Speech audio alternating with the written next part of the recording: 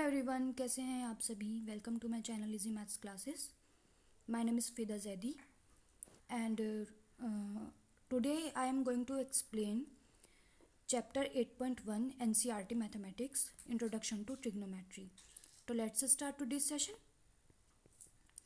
तो इंट्रोडक्शन में मैं आपको बताना चाहूँगी कि ट्रिग्नोमेट्री का हमारे रियल लाइफ में क्या यूज़ होता है। तो सबसे पहले हम एक एग्जांपल देखते हैं, फिर हम फॉर्मूले देखेंगे और उसके बाद हम क्वेश्चन देखेंगे। तो suppose the students of school are visiting Qutub Minar. कोई स्टूडेंट्स हैं जो कुतुब मीनार देखने गए हैं। If a student looking at the top of the Minar, अगर ये स्टूडेंट मीनार के टॉप पर देख रहा है, a right angle triangle can be image to be. तो ये तो हमारा सरफेस एरिया हो गया। यहाँ पर ये बंदा खड़ा है और इसको देख रहा है, तो हम इसे इमेज कर सकते हैं कि ये पूरा एक राइट एंगल ट्रायंगल बना है। इसको हम नाम भी दे देते हैं, इसे ए, इसे बी पॉइंट और इसे सी पॉइंट। तो can the students find out the height of the Minar without actually measuring it. तो क्या स्टूडेंट इसकी लंबाई को नाप सकता है इसे बिना मेज़र किए, बिना मापे। तो इस पर चढ़ के तो नापने से रहा। तो इस तरह के क्वेश्चंस को सॉल्व करने के लिए हमें ट्रिग्नोमेट्री की ज़रूरत होती है। तो आइए अपना सेशन स्टार्ट करते हैं। मैंने आपसे क्या कहा था, आप इसे मान लीजिए ये पॉइंट ए है, ये पॉइंट बी है और ये सी है, और ये एक राइट एंगल ट्रायंगल बना है। राइट एंगल ट्रायंगल इस तरीके से बना है जिसमें बी जो है एक राइट एंगल ट्रायंगल है और ए को हम थीटा मान लेते हैं। तो आइए इससे रिलेटेड हम फॉर्मूले यूज़ करते हैं।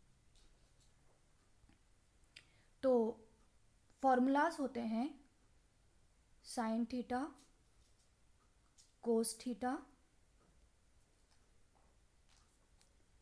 Tan theta. ओके, यहाँ पे एक राइट एंगल ट्रायंगल बना लेते हैं।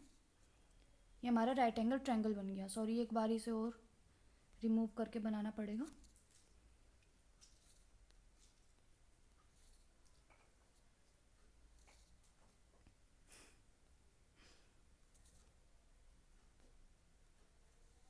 This is our right angle triangle, जिसे हमने यहाँ पर ए नाम दिया, इस पॉइंट को बी दिया और इस पॉइंट को सी नाम दिया, और ये हमारा राइट एंगल ट्रायंगल है।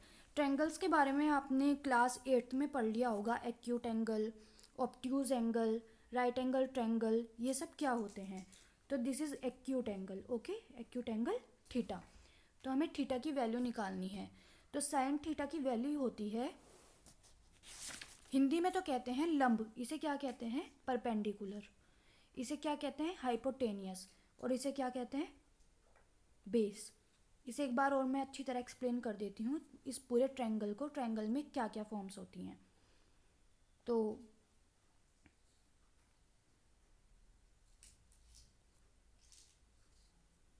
एक ट्रायंगल में यहाँ पे ए बिंदु मान लेंगे, यहाँ पे बी और यहाँ पे सी। तो ये क्या है, इसे कहेंगे हम बेस। ओके, ये क्या होता है, ये होता है परपेंडिकुलर।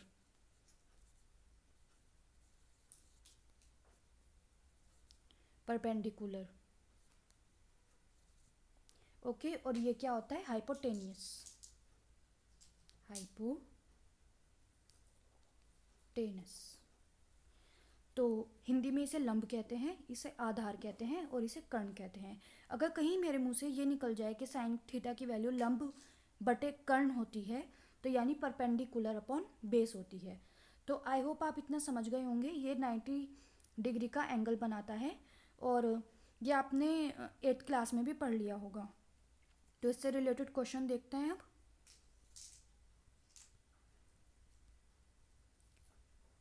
बच्चों, आपको अभी उतारने की ज़रूरत नहीं है, क्योंकि अगर आप इसे उतारने में लग जाएंगे तो हो सकता है कि आपको समझ में ना आए। तो प्लीज़ समझ लीजिएगा, पीडीएफ का लिंक मैं आपको डिस्क्रिप्शन में दे दूँगी। तो साइन थीटा, कोस थीटा, हम कहाँ थे, हमने एक राइट एंगल ट्रायंगल बनाया छोटा सा यहाँ पर।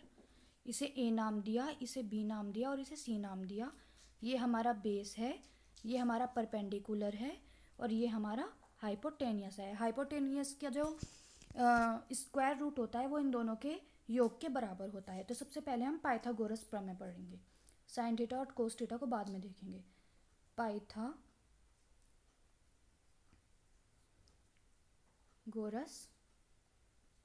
पाइथागोरस क्या कहता है कि AC का स्क्वायर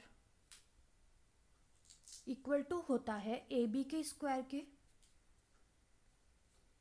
प्लस BC के स्क्वायर के। ओके,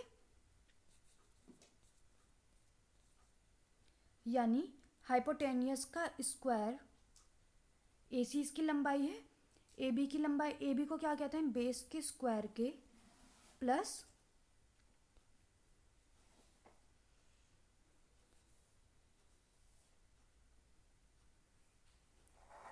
परपेंडिकुलर के स्क्वायर के बराबर होता है। तो ये हमारी पाइथागोरस प्रमेय है, पाइथागोरस रूल है।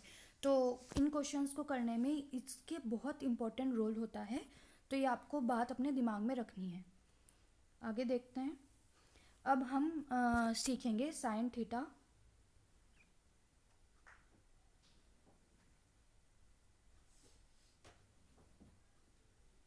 कोस थीटा,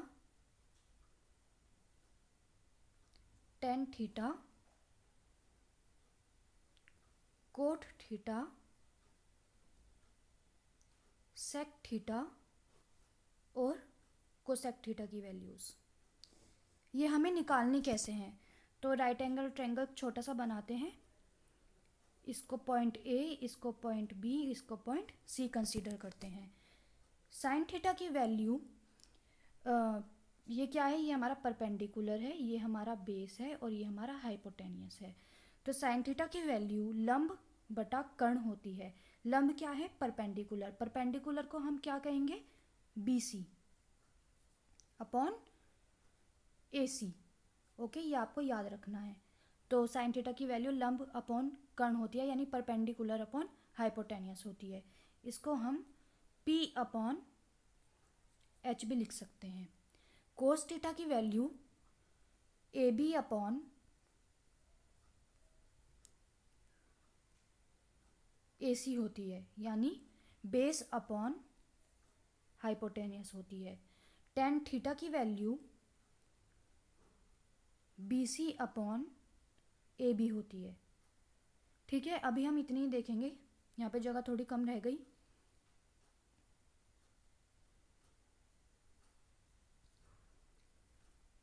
तो टेन थीटा की value AB upon BC upon AB होती है, यानी BC की वैल्यू क्या है, BC कहाँ है, BC एक परपेंडिकुलर है और AB की वैल्यू क्या है, बेस। तो अब रहा सेक थीटा, कोसेक थीटा और कोट थीटा। तो मैं आपको बता देती हूँ, याद करने का सिंपल तरीका है, आपको बस साइन थीटा, कोस थीटा और टेन थीटा की वैल्यू याद करनी है। वरना साइन का उल्टा जो होता है वो कोसेक होता है, कोस का उल्टा सेक थीटा होता है और टेन का उल्टा कोट थीटा होता है। तो साइन का उल्टा क्या बताया मैंने आपको, 1 अपॉन कोसेक थीटा होता है, कोसेक थीटा। और साइन थीटा की वैल्यू क्या होती है, BC अपॉन AC, यानी P अपॉन H। तो हम इसे H अपॉन P लिख सकते हैं। तो H अपॉन P किसकी वैल्यू आ जाएगी, कोसेक थीटा की वैल्यू। इसे हम आगे देखते हैं, यहाँ पे जगह की थोड़ी कमी रह गई, बस ये आपको याद करना है।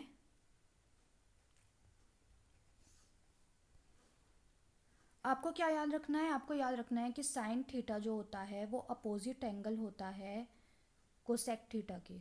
ओके, कोसेक थीटा की, यानी साइन थीटा की वैल्यू अगर हमने पढ़ी थी कि P अपॉन H होती है, तो कोसेक थीटा की वैल्यू, बच्चों प्लीज़ राइटिंग के साथ कॉम्प्रोमाइज़ कर लीजिएगा, क्योंकि ये स्टाइलस पेन चलने में थोड़ा दिक्कत कर रहा है। तो कोसेक थीटा की वैल्यू क्या हो जाएगी, H अपॉन P, और हमने पीछे क्या पढ़ी थी, P अपॉन H। तो जस्ट उल्टा, बिल्कुल उल्टा साइन एक्स का या साइन थीटा का। यहाँ पे हम थीटा की जगह x भी मान सकते हैं, थीटा की जगह y भी मान सकते हैं, साइन y की वैल्यू, कोस y की वैल्यू। तो आपकी मर्जी है, आप थीटा को कोई भी नाम, पर्टिकुलर नाम दे सकते हैं। अब साइन के बाद क्या बचा, साइन के बाद आया सेक थीटा जो होता है वो कोस का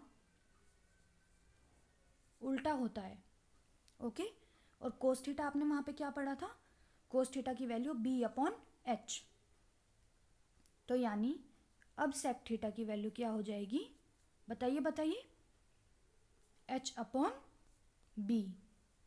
okay, sine cos ten coat, अब आया कोट थीटा। कोट थीटा किसका अपोजिट होता है, कोट थीटा अपोजिट होता है टेन थीटा के, यानी 1/tan थीटा के। तो यानी टेन थीटा की वैल्यू वहां पे क्या थी, देखते हैं। टेन थीटा की वैल्यू थी p/b, यानी परपेंडिकुलर अपॉन बेस। तो हम क्या लिखेंगे, बेस अपॉन परपेंडिकुलर। आई होप आपको ये क्वेश्चन समझ में आ गए होंगे। फॉर्मूलाज आपको पता चल गए होंगे, फॉर्मूलाज कैसे यूज़ होते हैं। साइन थीटा को सेक का उल्टा होता है, सेक कोस का उल्टा होता है, और कोट जो होता है वो टेन का उल्टा होता है। साइन थीटा की value perpendicular upon hypotenuse, cos theta की वैल्यू बेस अपॉन हाइपोटेनियस, और टेन थीटा की वैल्यू परपेंडिकुलर अपॉन बेस। और इन सब का उल्टा करके हमें कोसेक थीटा, सेक थीटा और कोट थीटा की वैल्यू पता चल जाएगी। अब हमारे क्वेश्चन स्टार्ट होते हैं। एक्सरसाइज 8.1। एक्सरसाइज 8.1 में बहुत इजी क्वेश्चन दिए हुए हैं, और मुझे सारे पार्ट कराने की ज़रूरत नहीं है। जो जो मुझे लगेगा कि जिन क्वेश्चंस में आपको परेशानी हो सकती है मैं वो करवाऊँगी, और होमवर्क में आपको पूरी एक्सरसाइज करनी है। और अगर आप इनकी प्रैक्टिस करेंगे और आपसे नहीं हुए तो कमेंट सेक्शन में आप मुझे बता सकते हैं कि हमसे ये क्वेश्चन नहीं हुआ है। तो please like, share and subscribe my channel easy maths classes if you like this video. So वापस से टॉपिक पे आ जाते हैं। In triangle ABC, right angle triangle AB equal to 24। AB की वैल्यू हमें, ये ट्रायंगल ABC नहीं है, ये हमें इस वाले क्वेश्चन का दे रखा है फिगर, इसका हमें बनाना पड़ेगा कि AB की वैल्यू। सबसे पहले आपको पता होना चाहिए, अगर कोई ट्रायंगल AB और C की बात कर रहा है तो B जो होगा वो 90 डिग्री पर होगा। ABC राइट एंगल ट्रायंगल के बारे में बात कर रहा है, राइट एंगल ट्रायंगल, तो B जो होगा वो 90 डिग्री पे होगा, क्योंकि बीच वाला जो भी हमें नाम दिया हुआ होता है वो हमारा कोण होता है। तो ये 90 डिग्री का है, तो B ये हो गया। एक बार और बना लेते हैं इसे अच्छी तरह।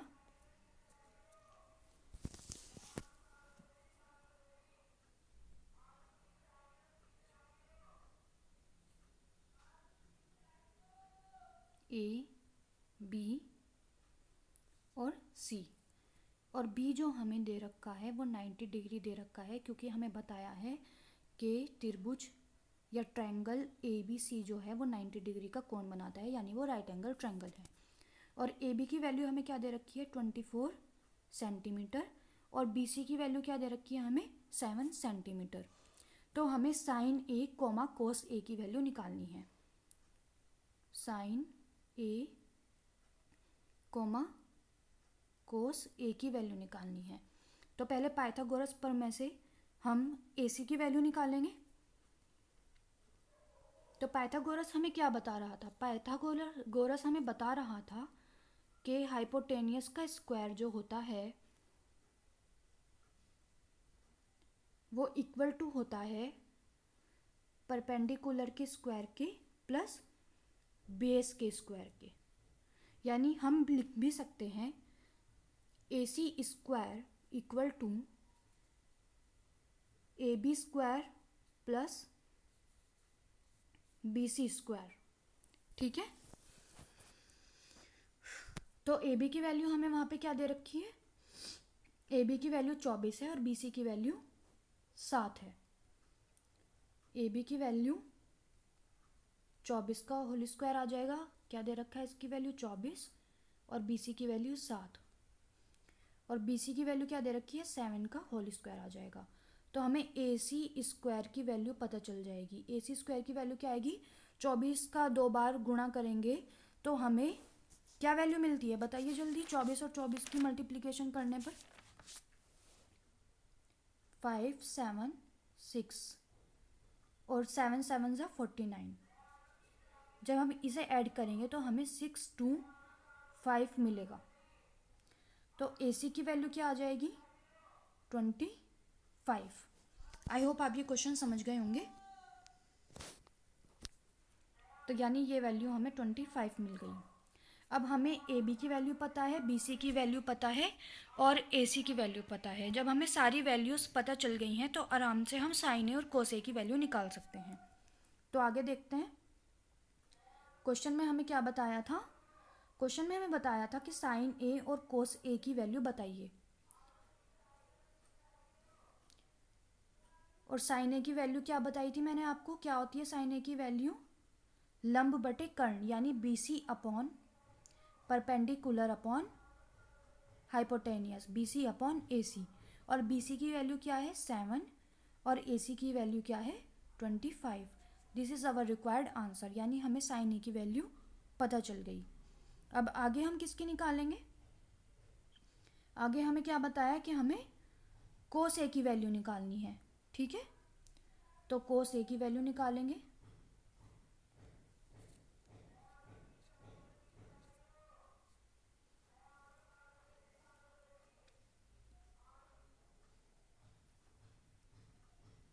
कोस A की वैल्यू मैंने क्या आपको कौन सी बताई थी? कोस A की वैल्यू बताई थी AB अपॉन AC, आधार बटे कर्ण। AB upon AC। AB की वैल्यू क्या है? AB की वैल्यू है 24 और AC की वैल्यू क्या है? 25। 24 upon 25। This is our required answer. I hope आपको ये क्वेश्चन समझ में आ गया होगा। नेक्स्ट देखते हैं पहले पार्ट का सेकंड।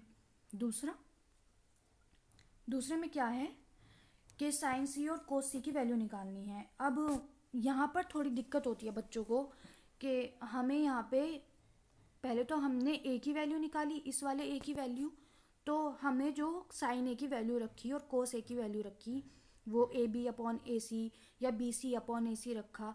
लेकिन जब हमें इस वाले एंगल की वैल्यू निकालनी होती है, ध्यान से देखिएगा प्लीज़, ध्यान से इसे समझिएगा वरना आपको क्वेश्चंस में परेशानी हो सकती है। अगर हमें AC की वैल्यू निकालनी है तो हम अपोजिट एंगल रखेंगे। ओके, इस क्वेश्चन को मुझे आपको यहाँ पे दोबारा समझाना पड़ेगा।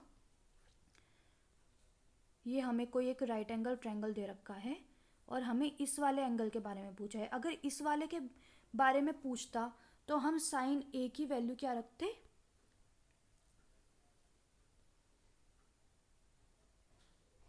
हम साइन थीटा की वैल्यू क्या रखते? सॉरी,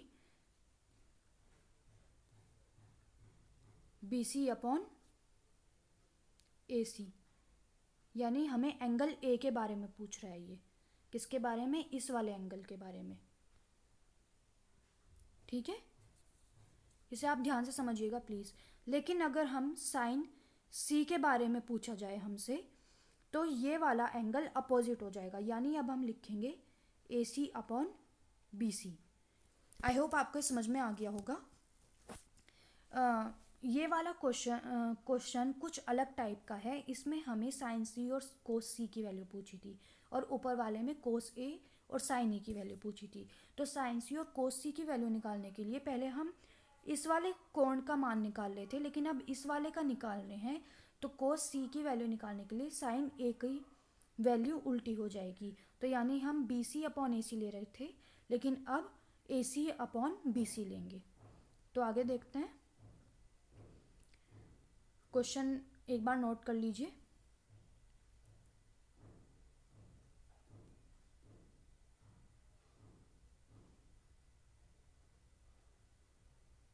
वैल्यूज़ क्या क्या आई थी?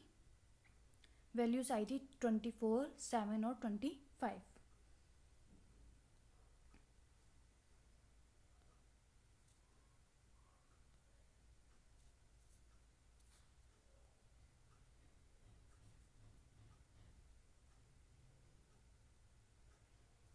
ट्वेंटी फोर, 7 और 25 हमें निकालना है साइन C की वैल्यू।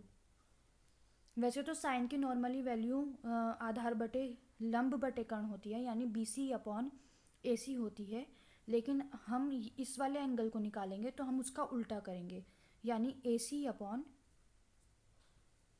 BC आ जाएगा। ओके,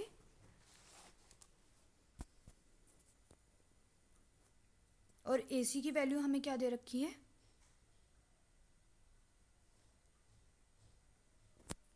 एक्सक्यूज़ मी, थोड़ा गलत हो गया यहाँ पे, हम एंगल को ही चेंज करेंगे। अगर हमें C की वैल्यू निकालने के लिए कहा है तो हम C को A की जगह रखेंगे और A को C की जगह रखेंगे। बच्चों यहाँ पे थोड़ा मिस्टेक हो गया, मैंने जो आपको बताया था यहाँ पे ये यूज़ नहीं होगा।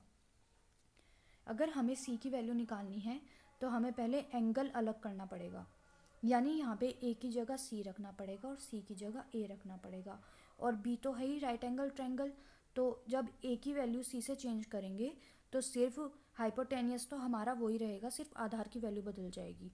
यानी पहले हम क्या यूज़ कर रहे थे, यहाँ पहले हम कर रहे थे BC अपॉन AC, लेकिन अब करेंगे AB अपॉन AC। ओके, क्योंकि एंगल बदल गया, क्योंकि अब बेस जो हो गया, लंब जो हो गया वो AB हो गया, और पहले लंब क्या था, वो BC हो गया, BC था। ठीक है,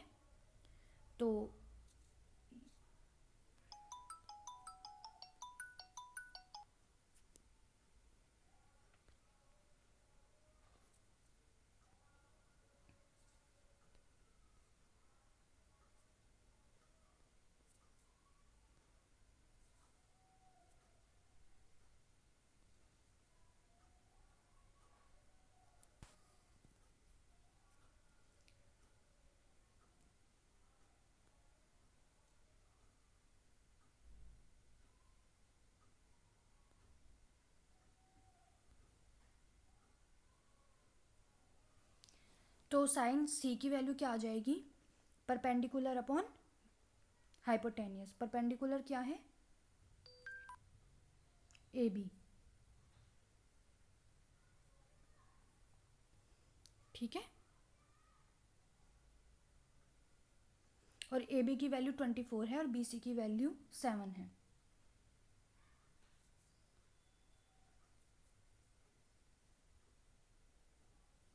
AB की वैल्यू क्या है, 24,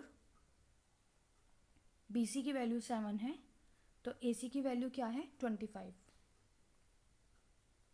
ये हमने पीछे निकाला था यहाँ पे। आई होप आपको समझ में आ गया होगा।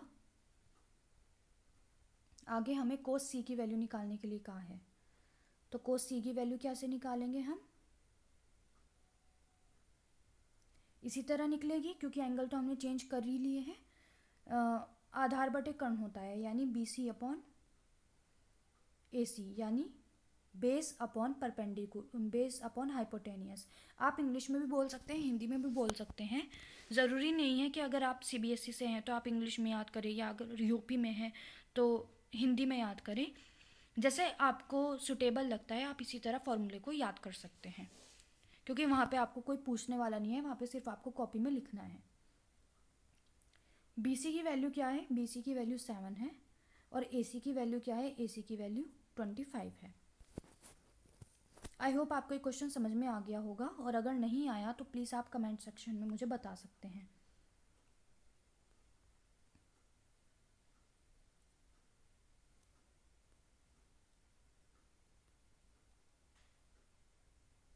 तो आगे देखते हैं।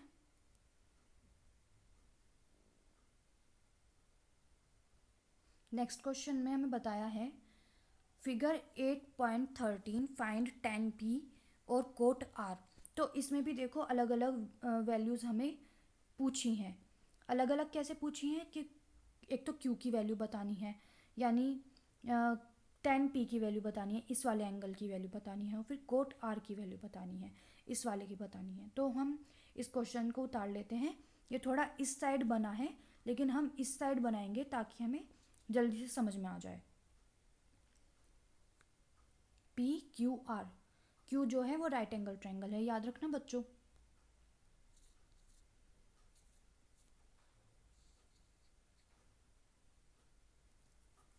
दो मिनट, मम्मी स्विच ऑफ हो रहा है वो।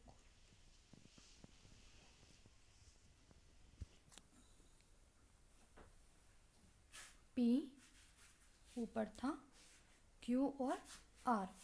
Q जो है वो 90 डिग्री है और क्या दे रखा है हमें, और PQ की वैल्यू 12 सेंटीमीटर और PR की वैल्यू 13 सेंटीमीटर और PR की वैल्यू 13 सेंटीमीटर। और वैल्यूज़ किसकी निकालनी है,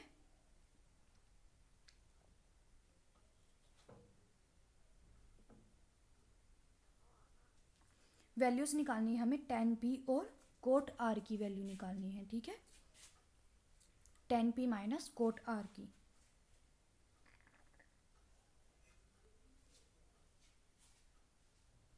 tan P minus cot R।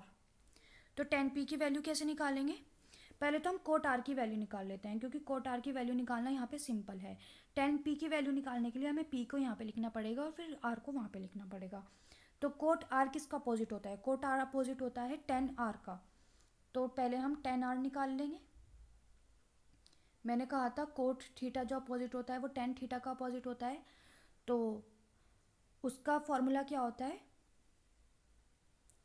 PQ upon RQ।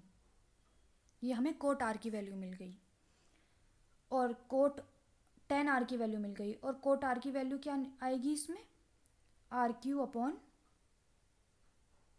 PQ, ठीक है। हमें RQ की वैल्यू नहीं पता, RQ की वैल्यू हम पाइथागोरस से निकालेंगे, और जब हम पाइथागोरस से R की वैल्यू निकालेंगे तो R की वैल्यू आई थिंक हमें 5 मिलेगी। तो पाइथागोरस क्या था, hypotenuse square is equal to base square plus perpendicular square. तो हाइपोटेनियस की वैल्यू हमें दे रखी है 13, यानी 13 का स्क्वायर क्या हो जाएगा 169। बेस का हमें पता नहीं है, बेस का हमें निकालना है, और परपेंडिकुलर यानी 12 का स्क्वायर क्या हो जाएगा 144। तो यानी बेस की वैल्यू अगर हम 169 में से 144 घटाएं तो हमारे पास 5 और 25 बचेगा, ठीक है, 25, और 25 का जब हम रूट लेंगे, ठीक है, तो हमें 5 मिलेगा। तो इसकी वैल्यू क्या आई 5, ये आपको याद रखना है कि इसकी वैल्यू 5 आई है। आगे देखते हैं, यहाँ पे मैं 5 को और अच्छा से लिख लेती हूँ, ठीक है। तो कोट R की वैल्यू अब हम सिंपली निकाल सकते हैं। कोट R की वैल्यू कैसे निकालेंगे, अब हम cot R equal to RQ की वैल्यू क्या आ गई 5 अपॉन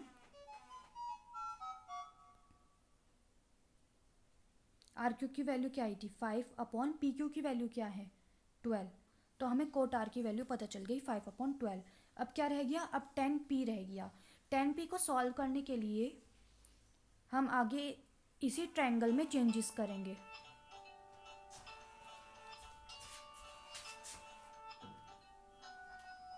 इसी ट्रायंगल में चेंज करेंगे, यानी P की जगह R रखेंगे और R की जगह P रखेंगे। यहाँ पे P और यहाँ पे R रखेंगे, और यहाँ पर Q तो है हमारा राइट एंगल ट्रायंगल, और tan P आधार बटे लंब बटे कर्ण, लंब बटे आधार, यानी RQ परपेंडिकुलर अपॉन बेस। ये tan P की वैल्यू आ जाएगी परपेंडिकुलर अपॉन बेस। और हमें वैल्यूज़ क्या मिली थी, वहाँ पे वैल्यूज़ हमें मिली थी, PQ की वैल्यू 12 मिली थी, अब PQ ये हो गया, ठीक है। RQ की वैल्यू 5 मिली थी, ओके, RQ की वैल्यू हमें क्या मिली थी 5, और PR की वैल्यू मिली थी हमें 13, ठीक है। तो RQ की वैल्यू क्या आ गई 5 और PQ की वैल्यू क्या आ गई 12। अब आप देखेंगे कि कोट R और tan P की वैल्यू हमें दोनों एक जैसी मिल रही हैं। ये देखिएगा यहाँ पे कोट R और tan P की वैल्यू हमें एक जैसी मिल रही है, तो फॉर्मूले में रख देंगे tan P minus cot R, क्योंकि यही तो निकालना था हमें। देखिए हमें यही निकालना था कि tan P minus cot R की वैल्यू निकालिए। तो अब हम लिखेंगे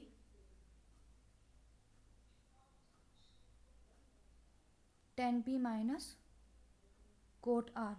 tan P की भी वैल्यू 5/12, 5 अपॉन 12, और कोट आर की भी वैल्यू माइनस, यहाँ पे माइनस आएगा, सॉरी, इक्वल टू लगा दिया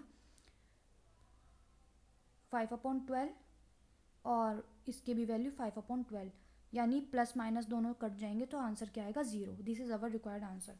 आई होप आपको ये वीडियो समझ में आया होगा। आगे के क्वेश्चन हम नेक्स्ट वीडियो में करेंगे, क्योंकि इस वीडियो में फॉर्मूला बताने में और उनका यूज़ कैसे होता है थोड़ा सा टाइम लग गया। If you like my video तो please like my channel, subscribe my channel easy maths classes, ताकि वीडियो ज़्यादा से ज़्यादा बच्चों तक पहुँच सके और उन्हें हेल्प मिल सके। और PDF आपको डिस्क्रिप्शन में नीचे अवेलेबल हो जाएगा। सो आगे मिलते हैं अगले सेशन में। सो तब तक के लिए बाय बाय, थैंक यू।